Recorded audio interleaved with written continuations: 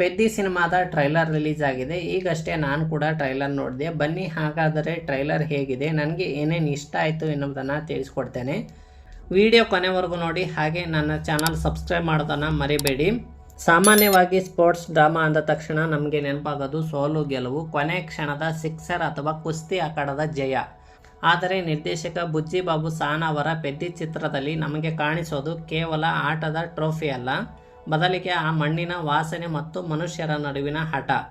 ರಾಮ್ ಚರಣ್ ಇಲ್ಲಿ ಕೇವಲ ಒಬ್ಬ ಮಾಸ್ ಹೀರೋ ಆಗಿ ಅಬ್ಬರಿಸಲ್ಲ, 1980ರ ದಶಕದ ಹಳ್ಳಿಯ ಮಣ್ಣಿನಲ್ಲಿ ಹುಟ್ಟಿ ಬೆಳೆದ ಕ್ರಿಕೆಟ್ ಮತ್ತು ಕುಸ್ತಿ ಎರಡನ್ನೂ ಉಸಿರಾಡುವ ಒಬ್ಬ ಸಾಮಾನ್ಯ ಯುವಕನಾಗಿ ಕಾಣಿಸಿಕೊಂಡಿದ್ದಾರೆ.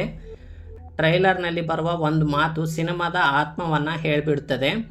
ನಾನು ಆಡಿದೆ ಅಂದ್ಕೊಂಡ್ರು, ಆದರೆ ನಾನು ಹೋರಾಡಿದೆ ಸರ್. ಅಂದರೆ ಇಲ್ಲಿ ಆಟ ಅನ್ನೋದು ಕೇವಲ ಮನೋರಂಜನೆ ಅಲ್ಲ, ಅದು ತನ್ನ ಅಸ್ತಿತ್ವ ಮತ್ತು ತನ್ನ ಜನರಿಗಾಗಿ ಮಾಡುವ ಹೋರಾಟ. ಆ ಹೋರಾಟದಲ್ಲಿ ಚರಣ್ ಅವರ ಕಣ್ಣುಗಳಲ್ಲಿ ಕಾಣುವ ಹತಾಶೆ ಮತ್ತು ರೋಷ ಪ್ರೇಕ್ಷಕರ ಹೃದಯವನ್ನು ಮುಟ್ಟುತ್ತೆ. ಈ ಸಿನಿಮಾಗೆ ಅತಿ ದೊಡ್ಡ ತೂಕ ಅಂದರೆ ಅದು ನಮ್ಮ ಹೆಮ್ಮೆಯ century star doctor Shivaraj Kumar.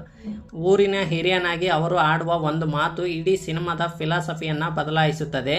ಆಟ ಗೆಲ್ಲೋದು ಮುಖ್ಯವಲ್ಲ, ಬದುಕೋದು ಮುಖ್ಯ. ಇವತ್ತಿನ ಇಂಟರ್ನೆಟ್ ಜಗತ್ತಿನಲ್ಲಿ ನಾವೆಲ್ಲರೂ ಯಾವುದೋ ಒಂದು ರೇಸ್ನಲ್ಲಿ ಗೆಲ್ಲಲು ಓಡಾಡುತ್ತಿದ್ದೇವೆ. ಆದರೆ ಶಿವಣ್ಣನ ಆ ಒಂದು ಡೈಲಾಗ್ ಗೆಲುವಿಗಿಂತ ಬದುಕು ದೊಡ್ಡದು, ಮನುಷ್ಯತ್ವ ದೊಡ್ಡದು ಅನ್ನೋದನ್ನು ನೆನಪಿಸುತ್ತದೆ.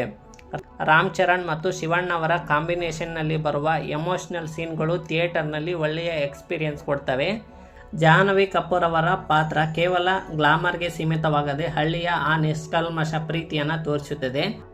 ಇನ್ನು AR ರೆಹಮಾನ್ ಅವರ ಸಂಗೀತ ಕೇವಲ ಹಿನ್ನೆಲೆ ಧ್ವನಿಯಲ್ಲ, ಅದು 80ರ ದಶಕದ ಹಳ್ಳಿಯ ಕತೆಗೆ ಜೀವ ತುಂಬುವ ಪ್ರಾಣವಾಯುವಾಗಿದೆ. ಜಗದೀಶ್ ಬಾಬು ಅವರ ವಿಲನ್ ಪಾತ್ರದಲ್ಲಿ ವ್ಯವಸ್ಥೆಯ ಕ್ರೂರತೆ ಎದ್ದು ಕಾಣುತ್ತೆ. ನಾವು ತುಂಬ ಸ್ಪೋರ್ಟ್ಸ್ ಸಿನಿಮಾಗಳನ್ನು ನೋಡಿರ್ಬೋದು, ಆದರೆ ಪೆದ್ದಿಯಲ್ಲಿ ಕ್ರಿಕೆಟ್ ಮತ್ತು ಕುಸ್ತಿಯನ್ನು ಕೇವಲ ಆಟವಾಗಿ ಬಳಸಿಲ್ಲ. ಹಳ್ಳಿಯ ರಾಜಕೀಯ, ದೆಹಲಿಯ ದೊಡ್ಡ ಮನುಷ್ಯರ ಕುತಂತ್ರದ ವಿರುದ್ಧ ಒಬ್ಬ ಹಳ್ಳಿಯ ಹುಡುಗ ತನ್ನ ಆಟವನ್ನೇ ಅಸ್ತ್ರವನ್ನಾಗಿ ಮಾಡಿಕೊಂಡು ಹೇಗೆ ಹೋರಾಡುತ್ತಾನೆ ಮತ್ತು ತನ್ನ ಮಣ್ಣನ್ನು ಉಳಿಸಿಕೊಳ್ಳುತ್ತಾನೆ ಎಂಬ ರೂಟೆಡ್ ಎಮೋಷನಲ್ ಇಲ್ಲಿದೆ.